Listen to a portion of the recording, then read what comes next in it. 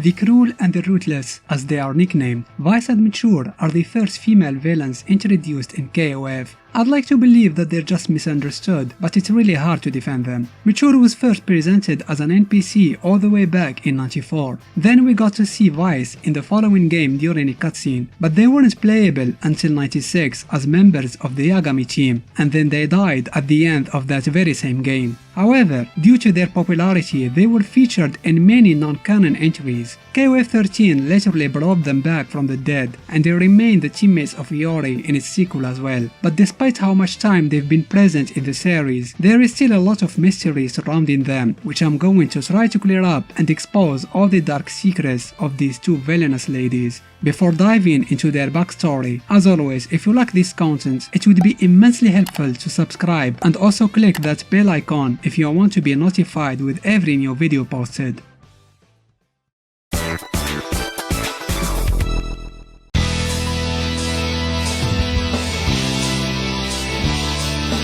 The group of the 8 servants of Orochi, known as the Hakusho, was composed of 2 distinct parts. The 4 Heavenly Kings, who were the strongest and most devoted worshippers of the mythical serpent, and the 4 remaining lesser members of the Evil Clan. Mature and Vice belong to the latter group and are also the only active members in it. The other 2 being Leona's father Gaidel, who is already dead, and Yamazaki, who doesn't care about the goal of the Hakusho clan. Under the direct orders of Genes, the most powerful of all of Orochi's servants, the 2 women were working in shadows to accelerate the return of their lord. Although their loyalty to Orochi is unquestionable, they weren't that fervent followers as Genes was. They obeyed him mainly out of fear. They knew he wouldn't hesitate in killing them if they ever showed the slightest sign of insubordination, just like he did to Gaidel. They reluctantly did what they were told, but deep inside they felt nothing but hatred towards him. At the age of 97 and 98 respectively, Vice and Mature were tasked by Genes to spy on Rugal Bernstein, an infamous crime lord who was previously defeated by the leader of the Hakusho and was given some of the Orochi powers to see if he can serve later as a potential host for the demonic being. Mature and Vice started working as Rugal's secretaries. That was just a front, of course, as mentioned previously. They were supposed to keep an eye on him and even kill him if necessary, but as time went on, they seemed to grow more fond of him, especially Mature. His cruel and uncaring nature was totally irresistible for her, I guess. When Rugal decided to hold his own version of the King of Fighters tournament, his secretaries helped him with the organizing process. It was Mature who led the winning Japan team to face her boss aboard the aircraft carrier Black Noah. After he was defeated, they kept serving him and helped him with the revenge plan against Kyo and his friends. Rugal ordered Vice to brainwash the patriarch of the Kusanagi clan, Saishu, in order to use him as a tool for his vengeance. But the cruel woman faced a lot of trouble in completing this task than she anticipated. Saishu was a strong-willed man, and breaking him wasn't easy at all. She succeeded in her mission nonetheless, but that experience haunts her to this day and made her hate him feverishly and hate all old men like him. The worst part was, all this was for nothing after all. The revenge plan failed when Kyo and his friends defeated Rugal for a second time and forced him to use more Orochi powers than his body could handle, leading to its disintegration and the death of the fearsome crime boss. But that just meant that a new mission was waiting for Mature and Vice. Genes shifted his attention to the heir of the Yasakani clan, Iori. He wanted his subordinates to bring him to the upcoming KOF 96, where he was intending to reunite all 3 heirs of the clans that stopped Orochi in the past and finish them once and for all.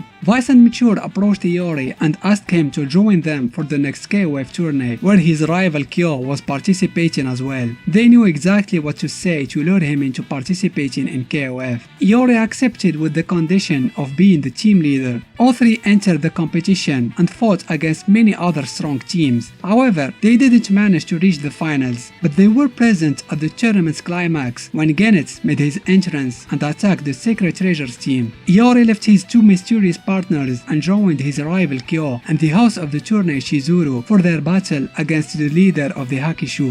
They succeeded in defeating their mighty foe and even mortally injured him. It was at this time when Genets spotted his two subordinates and asked for their help. Unfortunately for him, the pair chose this time to reveal their true feelings toward him. They coldly turned their backs on him and left him to die. That betrayal was probably what hurt Genets the most. But before he passed away, he left a final surprise for the two women. He activated the right of the blood in Iori. Due to his lineage of not being a descendant of the Orochi clan, he couldn't control it, which resulted into turning him into an enraged man ready to attack anybody on sight. Without warning, he jumped toward Weiss and Mature, and before they had the opportunity to do anything, ripped their bodies to shreds. They died almost instantly, but their story isn't over yet. Truthful to their vicious nature, their ghosts somehow came back to life to haunt Iori and torment his dreams. For years, they tortured him, mocking his inability of defeating Kyo, toying with the guilt he felt for killing them, and encouraging him to join them in the other side. But Iori had more concerning matters to deal with than the ghosts of his former teammates. His secret treasure was stolen at the end of KOF 11 by Ash Crimson, and with it he lost his purple flames.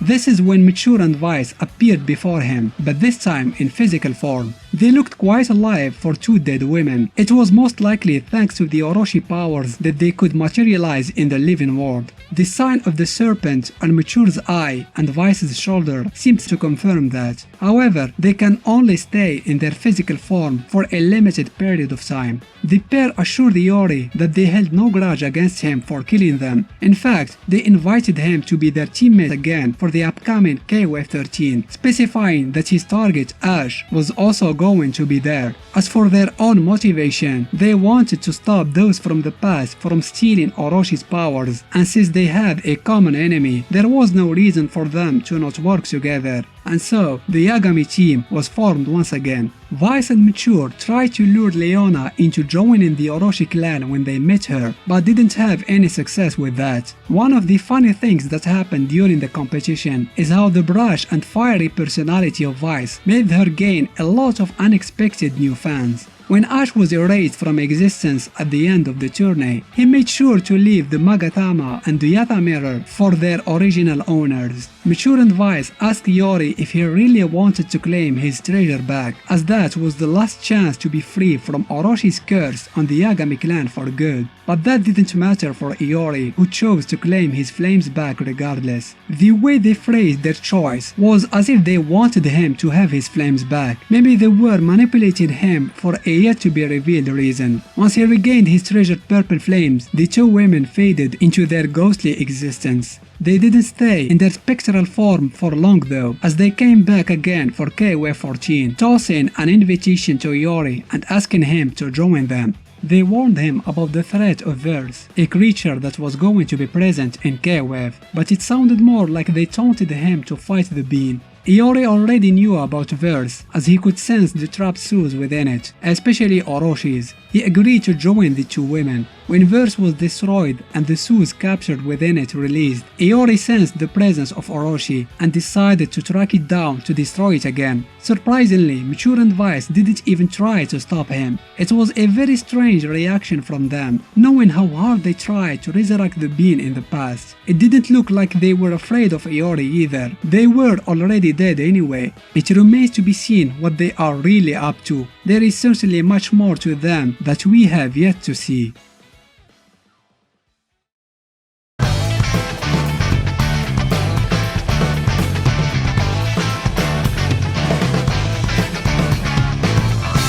They may be inseparable, they may dress in similar fashion, but one thing is certain, Weiss and Mature don't fight like each other. Let's start with the latter. Mature uses her beauty and her femme fatale persona to toy with her victims first, but she's just as cruel as her friend, if not more. Her fighting style is all about speed and slashing attacks. She can be so fast to the point of creating a copy of herself that helps in attacking her opponent. Her fingers and nails can cut through flesh as if they are made of sharp steel. Thanks to her powers given by Orochi, Mature can create cutting aura which she uses as a projectile, the Ebony Tear. This projectile does have a long startup animation but compensates with its size and the knockdown it causes. The cutting aura can be used in short-ranged moves as well, like her Death Row Rekka, a series of slashing attacks, the Speedy Metal Massacre, which can easily be cancelled into a super in recent games, and Despair, which is easily one of Mature's best moves. It can make her jump over projectiles, attack her enemy from behind, and acts as an anti-air move in some games. Mature has good normals too. Her light kicks are extremely effective in opening her opponent's guard. She also has a lot of strength in addition of speed. Her wall slamming super is the perfect example of that. Mature can easily drag any kind of opponent to the stage's invisible wall and slam them with terrifying force, a technique that she most likely learned from her former boss Rugal.